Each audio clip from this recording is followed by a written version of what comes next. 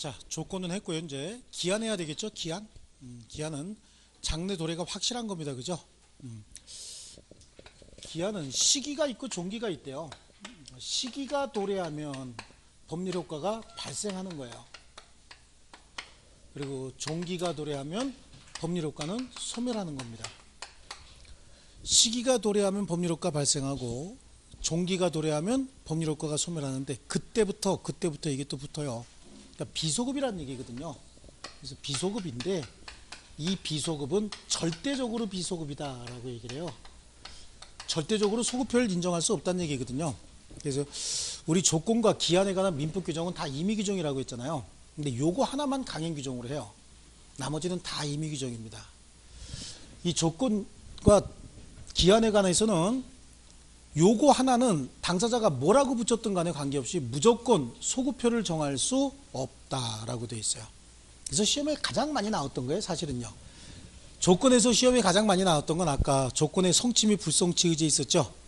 아버지하고 아들 사건 그거하고 옆에 있는 불정무 기해무 이게 가장 많이 나왔고, 기한부 법률에 의해서 가장 시험이 많이 나왔던 건 이건 절대적으로 비소급이다. 이게 가장 많이 나왔어요. 기한부 법률행위도 기한부 법률행위 당사자 요 기한 중에는 기한이익이라고 하는 게 있죠. 이 기한이익이라고 하는 것도 일종의 기대권 희망권이에요. 그래서 우리 민법 제 154조에 뭐라고 되어 있냐면 조건부 법률행위에 관한 148조 149조 있죠. 148조하고 149조 조건부 권리 보호에 관한 규정이잖아요. 요거는 기한부 법률행위에도 그대로 준용하겠다고 해놨어요. 그러니까 조건부 법률행위의 당사자는 조건 성취로 인하여 생길 상대방의 이익을 해하지 못한다 되어 있잖아요. 그걸 기한으로 다 바꾸면 돼요. 이렇게 준용 규정이 있으면. 기한부 법률행위의 당사자는 기한 도래로 인하여 생길 상대방의 이익을 해하지 못한다. 조건부 법률행위도 일반 규정에 의거 처분 상속 보존 담보 제공할 수 있다 이렇게 되어 있죠. 이거 기한부로 바꾸면 돼요.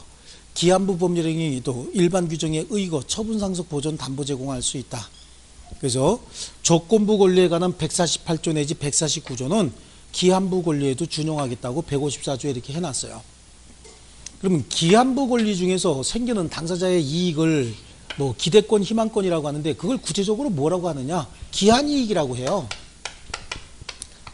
구체적으로 그걸 기한이익이다라고 하는데 이 기한이익은 법률행위의 종류에 따라서 기한이익을 누릴 수 있는 자는 다양하게 존재할 수 있어요. 둘이 거래하는 과정에서 채권자가 기한이익을 갖는 경우도 있고 채무자가 기한이익을 갖는 경우가 있는데 요거는 어려운 건 아닌데 여러분이 채권자 채무자를 잘 구분을 못 하더라고요.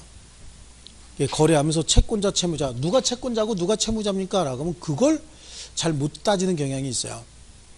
구체적으로 법률행위 하면서 자 갑이 을이 가지고 있는 창고에다가 야 네 창고에다가 내 물건 좀 맡기자라고 해서 물건을 보관을 시키는 거예요. 여기다가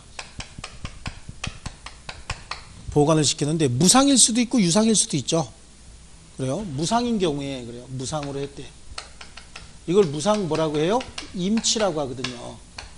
이 사람을 뭐라고 부르냐면 임치인이라고 불러요. 이 사람은요 수치인이라고 부르거든요. 임치인, 수치인. 요거 용어는 한 번 들으면 알더라고요. 수치는 수치스러운 사람이에요. 임치를 받았다 그런 의미잖아요. 그죠? 그래서 이름 참 수치스럽네요. 그렇게 얘기하는데 그런 거 아니죠? 그냥 웃자고 한 소리겠죠. 자, 그럼 여기서 기한이익을 1년 동안 무상으로 맡기기로 했다. 그러면 기한이익을 갖는 사람은 누구냐면 갑, 임치인만이 기한이익을 갖죠. 수치인 을은 1년 동안 보관만 해야지 보관료 한 푼도 못 받는다니까. 그러면 임치인 갑은 1년 동안 잘 보관해 라고 창고에다가 잘 놔도 도둑 맞지 않게 이렇게 요구할 수 있는 권리가 있잖아요. 여기서는 기한이익을 임치인만 갖는다라고 얘기를 해요. 그러면 임치인이 기한이익을 갖는데 임치인이 그럼 채권자일까요? 채무자일까요? 이거 가지고 물어보면 또 상황이 달라져요. 임치인 갑이 채권자예요? 채무자예요? 채권자인가요? 아니 그냥 가볍게 물어본 거야. 쫄고 그러지 마시고. 채권자예요? 채무자예요? 채권자 맞죠? 그래요. 잘 아시면 그랬어. 이번에는 갑이 가지고 있는 반문하니까 갑자기 놀랐어요? 갑이 가지고 있는 부동산을 을에게 사용 수익하도록 제공해 주겠다라는 계약을 체결합니다. 그 대신 무상으로 사용 수익하겠다라고 하는 거예요. 무상이라고 한다면 이건 사용대차죠. 그렇죠? 사용 수익 제공해 주기로 한 사람, 이 사람 이름을 사용대주라고 하고요. 그렇죠? 임대차에서는 임대인 그러잖아요. 이게 빌려준 사람이라는 뜻이에요. 이거는 임차인, 그러니까 여기는 임차 대신 뭐죠? 사용. 차인이라고 안 그러고 차주라고 한다고. 이게 대주, 차주 그랬으니까요. 1년 동안 공짜로 사용 수익하도록 해주겠대요. 1년 동안. 그럼 1년 동안 기한이익을 갖는 사람은 누구예요? 을이죠. 을은 채권자예요, 채무자예요?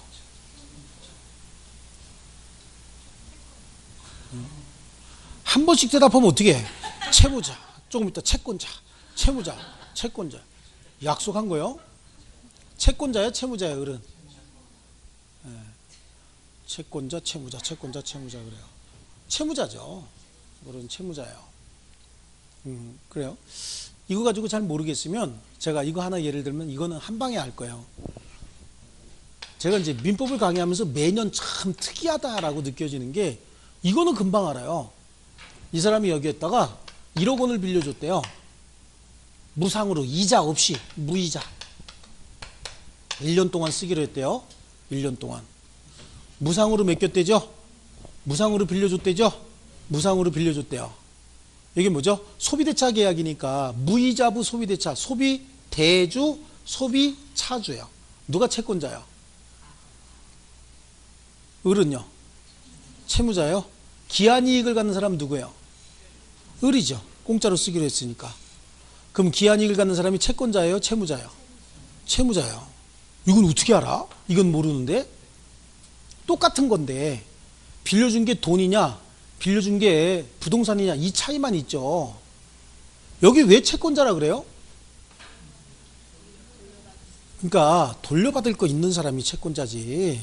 거래가 끝나면 돌려받을 거 있는 사람이 채권자잖아요. 여기도 거래가 끝나면 돌려받을 거 있는 사람 누구예요? 갑이잖아요.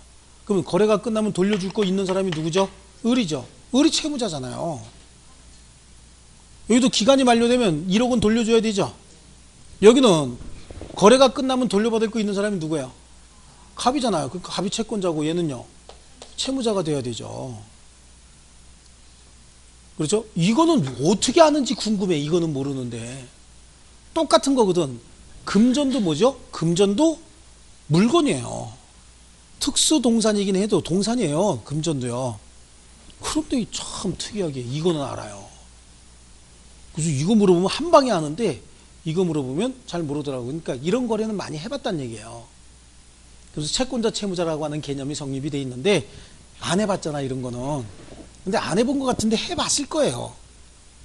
해봤는데 채권자다 채무자라고 하는 그런 의미를 부여하지 않았던 거죠. 자, 그런데 이제 여기를 유상으로 한번 해볼게요. 유상으로. 유상으로 하게 되면 기한이익이 쌍방이 있죠. 얘는 얘한테 1년 동안 보관시켜달라고 요구할 수 있는 기한이익이 있고 얘는 얘한테 매월 보관료를 달라고 요구할 수 있는 기한이익이 있죠. 기한이익이 쌍방에게 있는데 이때는 물건에 관해서는 이 사람이 채권자예요. 근데 금전에 관해서는요 이 사람이 채권자죠. 이렇게 또 바뀌네요. 그렇죠? 어떤 권리냐에 따라서 계약의 내용에 따라서 또 그 권리의 내용에 따라서 채권자 채무자가 달라지는 거예요. 이것도 유상으로 한번 해볼게요. 그럼 임대차에서 임대인, 임차인 이렇게 얘기하잖아요. 그렇죠? 그러면 사용수익에 관해서는 얘가 채권자지만 금전에 관해서는 누가 채권자죠? 갑이 채권자야. 그렇죠? 예, 금전에 관해서 갑이 채권자고요. 나중에 거래가 끝나고 나면 목적물을 돌려준다. 목적물에 관해서는 그럼 또 누가 채권자가 돼요? 여기가 채권자가 되는 거예요. 그러니까 권리의 종류에 따라서 어떤 계약이냐 이거에 따라서 다른데 여기 임대차나 또는 이자부 금전 소비대차나 또는 유상임치 같은 거 이거는 시험에 나오는 게 아니고 그건 뭐 가지고 나오냐면 기한이익이 상대방을 위해서도 존재하는 경우 그러면 쌍방에게 기한이익이 있는 경우죠. 이런 경우 가지고 나오고 나머지는 요거 3개 하시면 돼요. 무상임치하고 왜 사용대차하고 무이자부 금전 소비대차 있죠. 요거 3개만 잘 기억하시면 되고 여기는 채권자가 기한이익을 갖죠. 여기는 채무자가 기한이익을 갖죠. 여기도 채무자가 기한이익을 갖는데 기한이익을 갖는 사람은 기한이익을 포기할 수 있다고 얘기해요. 이 사람 기한이익 포기한다는 얘기는 여기 기한이익을 포기한다는 얘기는 1년 동안 보관해 주기로 했는데 8개월 만에 내가 가져가면서 딴 데다가 돈 받고 딴 사람 거 보관해 라고 할 수 있죠. 그렇다고 해서 상대방의 이익을 침해하는 건 없잖아요. 여기도 마찬가지죠. 무이자부로 1년 동안 쓰기로 했는데 8개월 만에 돈 갚으면서 이 돈으로 누구한테 이자 받고 빌려줘라 라고 할 수도 있어요. 이것도 마찬가지죠. 8개월 만에 이사 가면서 이제 돈 받고 임대하세요 라고 할 수도 있잖아요. 이렇게 기한이익을 포기할 수는 있어요.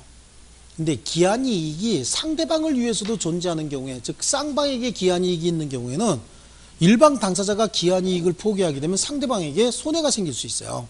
임대차 가지고 한번 해볼게요.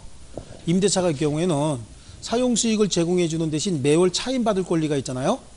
근데 얘가 사용수익권을 포기하고 8개월 만에 이사 가겠다 그러면 4개월분 차임을 못 받는 일이 생길 수 있죠. 이렇게 일방 당사자가 기한이익을 포기하게 되면 상대방의 기한이익을 침해하는 일이 생길 수 있다고. 이때는 포기는 할 수 있어요. 하지만 상대방의 손해를 배상하고 포기해야 됩니다. 그러니까 임대차 기간 남아있을 때 우리 이사 가죠. 이사 가되 차임은 어떻게 해요? 나머지 차임 손해배상해 주던가 보증금은 임대차 기간 끝나고 나서 받아가든가 손해를 감수해야 되죠. 상대방의 손해를 배상하고 기한이익 포기할 수는 있다. 자, 다시 기한이익 갖는 사람은 요 세 개만 가지고 보시면 돼요. 여기서는 누가 기한이익 갖는다 그랬죠? 채권자, 채무자로 나눠야 돼. 누구? 채권자. 여기는 채권자. 다시 해야 되겠다. 또 여기서부터. 이런 경우에 거래 끝나면 돌려받을 거 있는 사람이 채권자라고 했잖아요. 그럼 거래 끝나고 돌려받을 거 있는 사람이 이 사람이죠. 그죠? 그럼 기한이익은 채권자만이 갖는 거죠? 여기는 기한이익이 채무자에게만 있어요. 여기도 기한이익이 채무자에게만 있죠. 이렇게 일방 당사자에게만 기한이익이 있을 때는 기한이익 자유롭게 포기할 수 있는데 문제는 기한이익이 상대방을 위해서도 존재하는 경우에 무상이 아니고 유상인 경우에 이것도 무이자가 아니고 이자부 소비대차 계약인 경우에 이것도 사용대차가 아니고 임대차인 경우에 일방 당사자가 기한이익을 포기하게 되면 그로 인해서 상대방에게 손해가 생길 염려가 있잖아요. 그땐 기한이익 포기할 수 있어요 없어요? 있다고. 있어요. 상대방의 손해를 배상하고 기한이익을 포기할 수 있다. 그런데 이거 다 임의규정이에요. 당사자 합의로 달리 정할 수 있다. 제가 조건과 기한에 관한 민법규정 다 임의규정인데 딱 하나만 강행규정이라고 했잖아요. 그렇죠? 그러니까 임의규정이다 보니까 당사자가 합의로 달리 정할 수 있어요. 그러니까 당사자가 합의로 달리 정하는 과정에서 기한이익이 누구를 위해서 존재하는지 분명치 않게 되는 경우가 있다고. 그때는 누구를 보호해야 되죠? 그렇죠? 채무자의 이익을 위한 것으로 추정한다라고 되어 있어요. 이건 본다로 굉장히 잘 바뀌어 나오거든요. 추정한다 이렇게 되어 있습니다. 아시겠죠? 예, 그래요. 그래서 채무자의 이익을 위한 것으로 추정한다라고 하는 거고요. 그 다음에 기한이익 상실 사유가 있어요. 기한이익이 남아 있음에도 불구하고 더 이상 기한이익을 뭐라고 쓴 거냐? 기한이익 상실 사유는 기한이익이 남아 있음에도 불구하고 더 이상 기한이익을 주장하지 못하는 사유를 얘기하는 거예요. 기한이익을 상실하는 사유는요. 그래서 기한이익의 상실 사유죠. 이렇게 써야지. 한글도 몰라. 그래서 의리갑에게 2억 원을 빌려줍니다. 1년 동안 쓰기로 했어요. 그런데 빌려주는 대신 2억 원은 이거 담보 없이 쉽게 빌려주기는 사실은 좀 부담되는 금액이죠. 뭐 사실은 불가능한 금액이죠. 그래서 얘가 자신의 부동산으로 담보를 제공해서 저당권을 설정해 주기로 했다고요. 2억 원 먼저 빌려가고 일주일 이내에 저당권 설정해 주기로 했는데 그래서 1년 동안 이자를 뭐 연 6%씩 이자 내고서 쓰기로 했는데 담보를 제공하기로 해놓고 담보를 제공하지 않는다는 거예요. 그럼 채권자 입장에서 보세요. 2억 원을 쉽게 돌려받기 위해서 담보 잡기로 했는데 담보 제공 약속을 위반하고 있어요. 그래도 1년 동안 빌려줘야 될까요? 그렇죠. 그때는 네가 약속 위반했으니까 기한은 남아있지만 즉시 변제해라 라고 청구할 수 있어요. 그래서 채권자가 즉시 변제 청구를 하게 되면은 기한이익 상실의 효과가 발생하는 거예요. 근데 얘는 청구할 수도 있고 청구하지 않고 기다려줄 수도 있죠. 아니, 동생이래, 동생. 동생 같으면 자식이 저게 또 저 모양이네 그러면서도 좀 참아줄 수도 있잖아요. 그래, 청구하지 않으면 기한이익은 상실되지 않습니다. 청구하면 기한이익은 상실되고 청구하지 않으면 그대로 꾸준히 가는 거겠죠. 즉 어떤 의사표시하게 되면 그 내용대로 효력이 발생하는 것이고 의사표시하지 않으면 효력이 발생하지 않는다. 이거 형성권하고 의미가 비슷하네요. 형성권은 표의자가 어떤 의사표시하게 되면 그 내용대로 효과가 발생하는 게 형성권이라고 했잖아요. 이것도 즉시 변제 청구한다는 얘기는 기한이 남았지만 그때까지 못 기다려 그 얘기잖아요. 그럼 기한이익 상실한다 그랬죠. 일종의 형성권하고 비슷한 거예요. 두 번째는 담보는 제공했어요. 담보는 제공했는데 담보 가치를 어떻게 해요? 저감시키고 있다라고 하는 거죠. 하나씩 띄어다 팔고 있는 거야 이런 걸. 땅도 띄어다 팔고 있고 이렇게 하고 있대요. 담보 가치를 너무 저감시키면 피담보 채권에 미달하는 경우도 있잖아요. 미달하기 전이라도 그때 야 너 너무 하는데 이렇게 행동하려면 기한이익 상실할 테니까 즉시 변제해라 라고 청구할 수 있죠. 그럼 즉시 변제해야 되는 거예요. 기한이 남아있다고 해서 기한이익 주장할 수 없어요. 이 기한이익 상실 사유라고 하는 건 기한이익 상실 사유가 발생을 했고 채권자가 즉시 변제 청구하면 채무자는 기한이 남아있다고 반대 항변할 수 없는 걸 기한이익 상실 사유라고 얘기하지 기한이익 상실 사유가 생겼다고 해서 무조건 기한이익을 상실하는 건 아니에요. 채권자가 변제 청구하면 대항할 수 없다 이렇게 돼 있는 거예요. 아시겠죠? 그래요. 또 하나 있어요. 채무자가 어떻게 했대요? 파산했대요. 채무자가 파산했으면 채무자의 모든 재산을 다 법원에서 관리하면서 채권자들에게 채무자의 재산 가지고 일정액 비율로 안분해서 이렇게 배당을 해주거든요. 이게 파산 절차거든요. 그럼 얘도 어떻게 돼요? 채무자가 파산하게 되면 파산재단에 참가해서 나 받을 돈 얼마입니다. 이거 해야 될 거 아니겠어요? 그렇죠? 기한이 이걸 채무자가 상실하게 되는 거야. 만약에 저당권을 설정해 놨잖아요. 저당권 설정해 놨으면 채무자가 파산하게 되면 어떻게 경매 실행해서 남는 돈은 파산관제인에게 돌려줘야 된다고. 이때 채무자가 야 저당권 변제기일 아직도 6개월 남았잖아. 6개월 남았어도 채무자가 파산하게 되면 경매 실행해야 된다고. 기간이 남아있어도. 그래서 자기가 받을 돈 빼내고 나머지 돈은 파산관제인에게 갖다 줘야 돼요. 그래서 파산관제인이 이 돈 가지고 다른 채권자들 이렇게 나눠줘야 된다고. 아시겠죠? 그래요. 근데 얘가 경매 실행하지 않겠다는 거야. 다른 채권자들 나눠주라고 나는 양보할 테니까. 그럴 수도 있죠. 집에 가서 매는 좀 맞겠죠. 그렇게 하면 누가 네 맘대로 그렇게 하라 그랬냐고. 그래도 그렇게 할 수도 있는 거야. 그러니까 즉시 변제 청구하게 되면은 경매 실행할 수도 있는 거고 안 하면 또 그냥 기한이익 상실되지 않고 지나가는 거고요. 또 네 번째 당사자 사이에 특약을 할 수도 있어요. 여기서 얘기하는 특약이라고 하는 건 기한이익 상실에 관한 특약을 얘기하는 거거든요. 처음부터 계약을 체결하면서 이자 약정을 했는데 이자를 2개월 연속으로 또는 3개월 이상 연체하게 되면 이제 즉시 변제 청구할 수 있다라고 해놨대요. 그럼 즉시 변제 청구할 수 있다는 얘기는 기한이 남아있어도 모두 다 변제 청구할 수 있다 그런 얘기잖아요. 이렇게 기한이익 상실에 관해서 당사자 사이에 어떤 특약을 했답니다.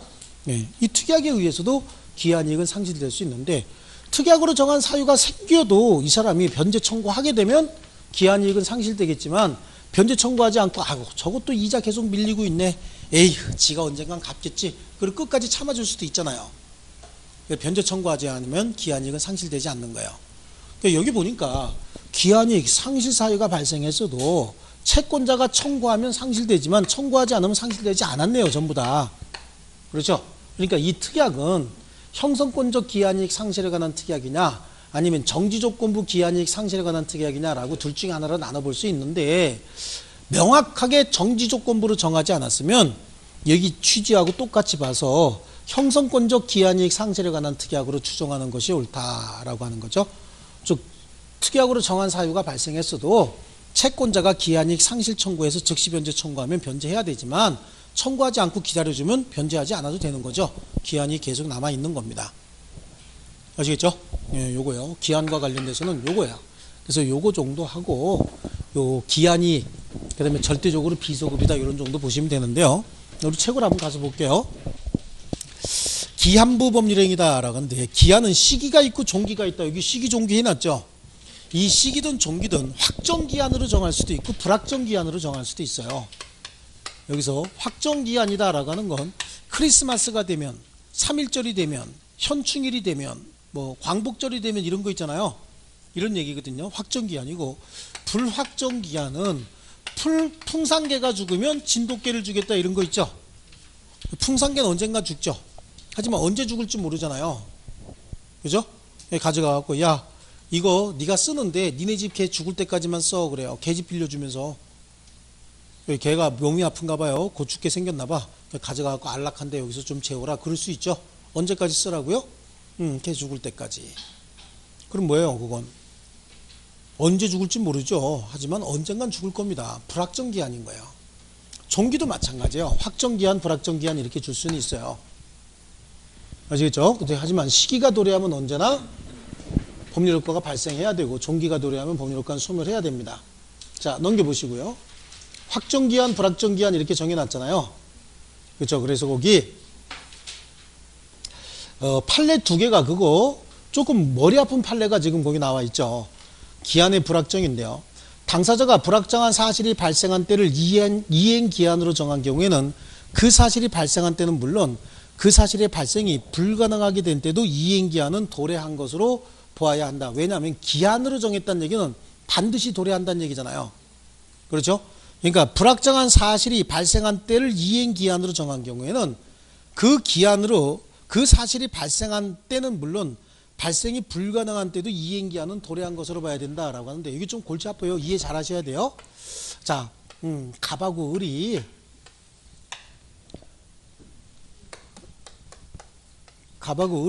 여기 건축 도급 계약을 체결했어요. 그래서 갑이 도급인이고 수급인이고 공사하는 사람인데 이거 20억짜리 공사예요.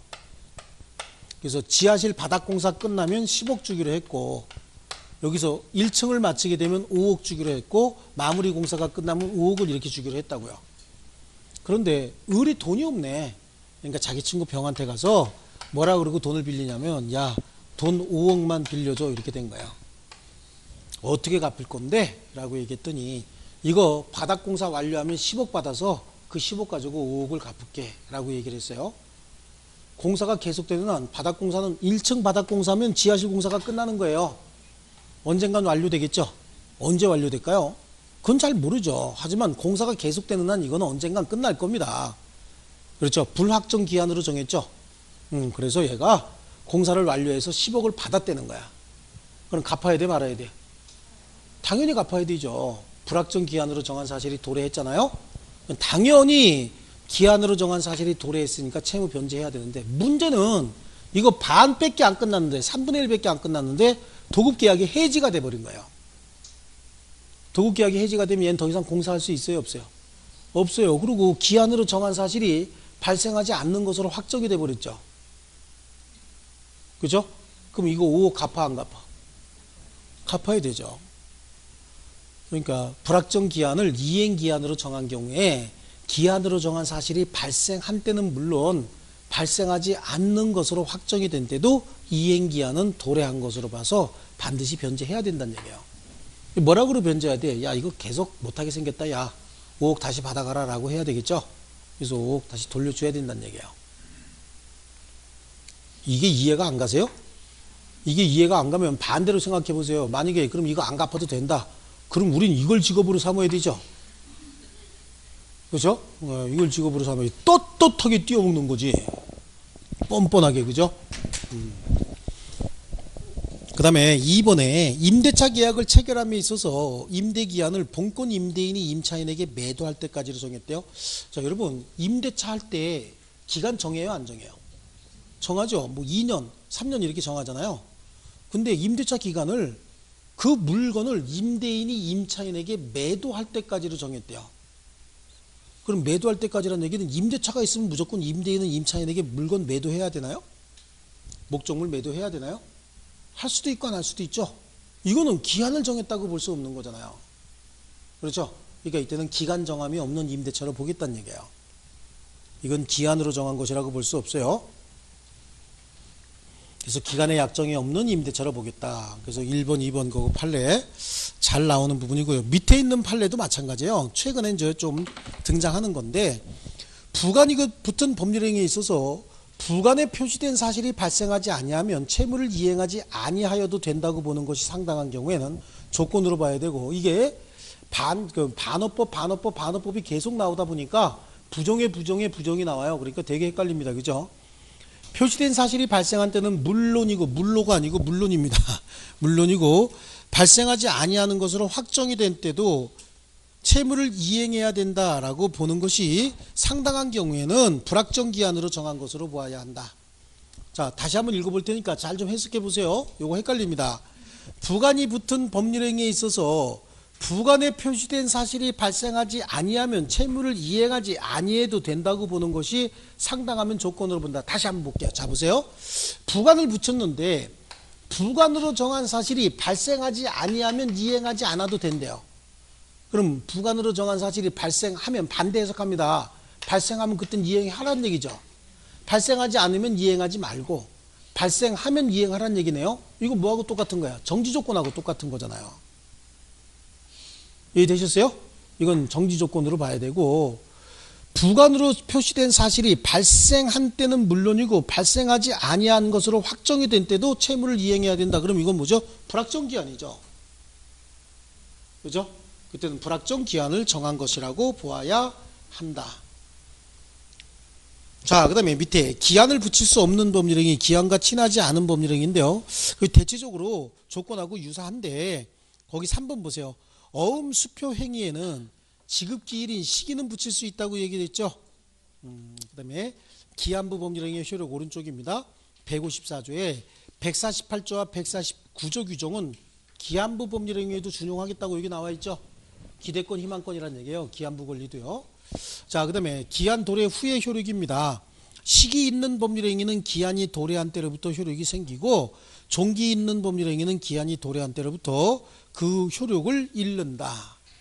그때부터라는 얘기는 비소급이라는 얘기거든요. 근데 여기 동그라미 2번에 기한 도래의 효력이 절대적으로 비소급이다 이렇게 돼 있잖아요. 그거 줄쳐놓고 두 번째 줄 뒷부분에 따라서 당사자 간에 소급표의 특약을 하였더라도 효력이 있어요, 없어요? 없죠. 그다음에 기한이익인데 기한은 채무자의 이익을 위한 것으로 추정한다 동그라미 쳐놨잖아요. 그다음 옆에다 뭐 써놨어?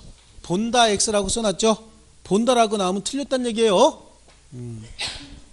기한이익은 포기할 수 있다. 그러나 상대방의 이익을 해야지는 못한다. 넘겨보시고요. 다음 페이지 보면 기한이익을 가지는 자, 채권자만이 기한이익 갖는 경우가 무상임치에서 임치인이었죠. 임치인 채권자였어요. 채무자만이 기한이익을 갖는 경우 무이자 소비대차에서 채무자, 사용대차에서 차주죠. 사용차주. 요것만 아시면 정확히 아시면 돼요.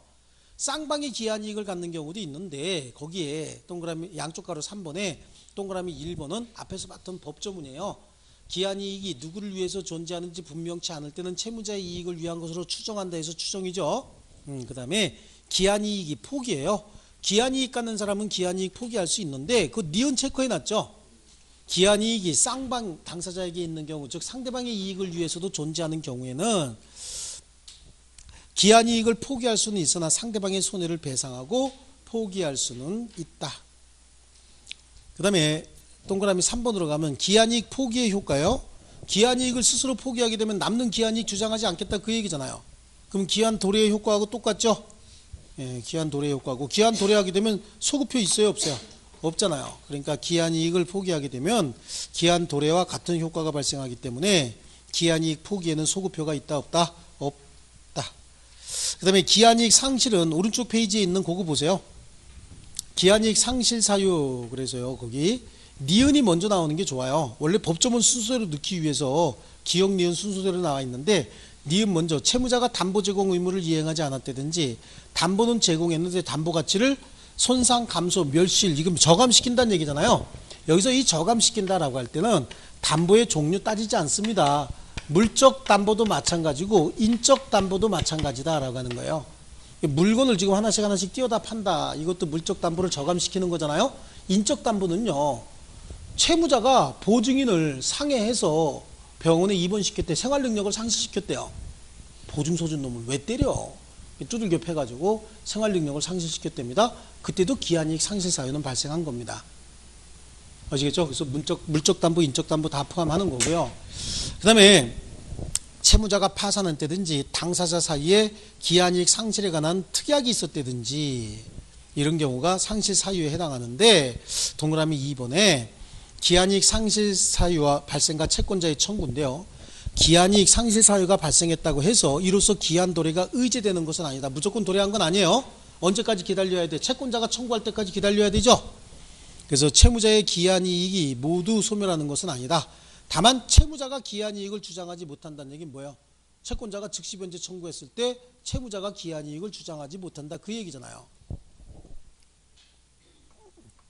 그래서 채무자의 기한이익 상실 사유가 발생해도 채권자는 즉시 청구할 수도 있고 이행기까지 기다릴 수도 있는데 그러나 채권자가 즉시 이행을 청구하면 채무자는 이를 거절할 수 없고 채무를 변제해야 된다.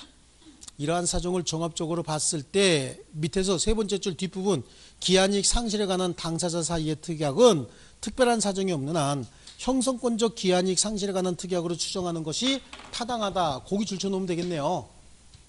그렇죠? 기한이익 상실에 관한 당사자 사이의 특약은 요거 있죠? 예, 여기서부터 끝까지 줄쳐놓으면 되겠네요. 자, 그래서 조건하고 기한에 관해서 했어요. 여기서 많이 나오면은 조건 하나, 기한 하나고 안 나오면 한 문제예요, 무조건. 조건, 기한도. 이해하셨죠? 자, 이렇게 하고 우리 조금 쉬었다가 물권법 말고 뭐 한다 그랬죠? 계약법 한다 그랬죠? 예? 우리 여보 오늘 계약법 할 시간 아니었어?